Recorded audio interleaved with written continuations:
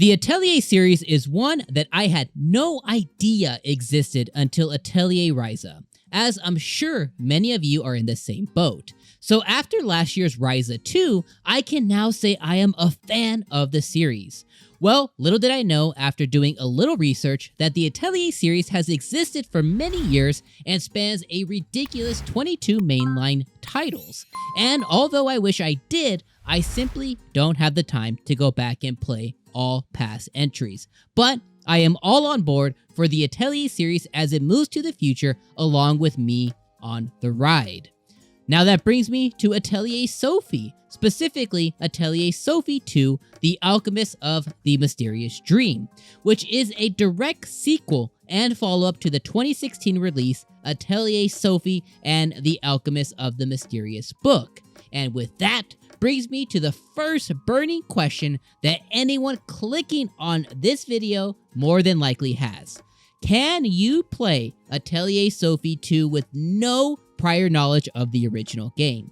While I am extremely pleased with Koei Tecmo and the team's foresight seeing that this might indeed be the case when you boot up Atelier Sophie 2 for the first time. Now, you're immediately greeted to an option when you do open it for the first time with a story recap of the prior game. This is a comprehensive 3-minute or so rundown of the past title, which essentially boils down the whole last game for us.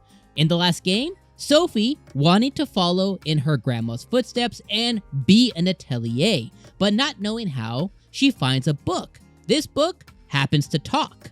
And she finds out that the history of said book was that the book was a girl. And she now aims to restore the book to a girl and her former glory. And in doing so, in her adventure, she kind of succeeds. And that's where our adventure with Sophie 2 begins. In Sophie 2, her and her now transformed book into a now doll named Placta set out to figure out how to restore Placta's body. But not before they are greeted by an old anime trope, Truckun. Yes, the one that turns the boy or girl protagonist and sends them into a fantasy world. But instead, in this adventure, we get Vortex-kun, where her and Placta are sucked into a vortex and set into a fantasy world that is unbeknownst to both of them. What's going on, everyone? I am Dom from the Game Looters, and today we are reviewing Atelier Sophie 2. Make sure if this video helps you in any way, you simply just enjoy it, or you have now decided to purchase the game, link in the description, that you leave us a like, and if you be so kind, a subscribe as well. Now, on with the review. So, anticipating that not everyone is going to make it to the end of this video, let me tell you more upfront. Do I recommend Atelier Sophie 2? My simple answer is absolutely yes.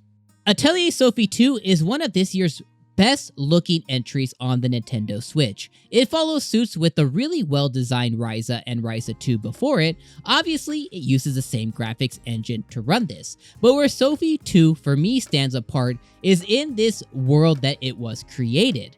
With us traveling to this very fantasy-centric world, even more fantasy-driven than the original world that Sophie comes from, the developers were able to take this more fantasy-driven world and make it even more colorful and better than the original world that Sophie came from. Having us explore and look over a ton of different vistas, making a ton of the colors pop with the really awesome artistic choices that do hide some of the graphical ugliness that would be there if those decisions weren't made. Overall, Sophie 2 is a gorgeous looking game, and I have never found it to slow down, and it simply just runs like a champ on the Nintendo Switch, even offering 2 graphic modes, graphics and performance. Now, I did try switching between the two on dock mode, and I didn't see any real difference.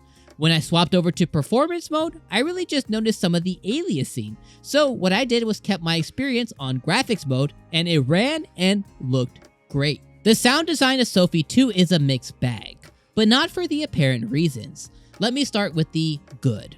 The music in Sophie 2 is what I would call cozy music. It really plays well to the ambiance of the game as you are traversing the lands and collecting items, doing side quests, doing the main quest, and in moments where it's needed to dial up, it does so and it does it well. Music was one area I felt was really, really good. Now where the mixed bag comes in is the voice acting. And wait, I'm not saying that the voice acting was bad. It was actually very, very good. But in 2022, in this day and age, me personally, not having a game fully localized with English voiceover and voice acting just isn't acceptable anymore. Now you may be like, but why? You can read, can't you? Yes, I can. But in Atelier Sophie, it is so dialogue heavy that reading does absolutely get old. And having the game localized would make it that much better of an experience. On top of this, during battle scenes and even while exploring the world, there is so much dialogue that occurs that if you're paying attention to what you're actually doing on the screen and you're not reading the little text bubble in the corner, in that moment, you really miss cute little sayings that the party members share with you throughout your entire adventure. This even goes over into battles. While in battle, yes, there is an impact the battles are having, but during the battle, they're saying certain lines during the battles, and you completely miss them because you're paying attention to the battle, so you do not have time to read if you're just paying attention to the game. This was just a huge miss for me, and it's just not acceptable anymore. If you're going to localize the game, do it all the way. We understand budget can be constrained, but put some effort into localization with voice acting if you want your games to go mainstream. Alright, that's all I have to say. Sound design was good though. Now we're on to the gameplay. So gameplay in Sophie 2 is fun and addicting. You have the game which is centered around alchemy. And I am here to tell you that that is the best thing about the experience. Whew, thankfully, right?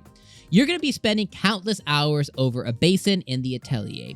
Now, me personally, I lost a ton of hours in this specific area while playing, and I never complained about those lost hours while doing it. I had so much fun crafting materials, crafting items, learning new recipes, increasing my friendship levels, creating new items, then getting cutscenes from creating those items, heading out to the world to collect more materials to craft even more stuff. This all bolstered my experience by having a really good and fun, enjoyable system in place with alchemy. This even extended to me having a ton of fun in the quest system, which was really enjoyable as well.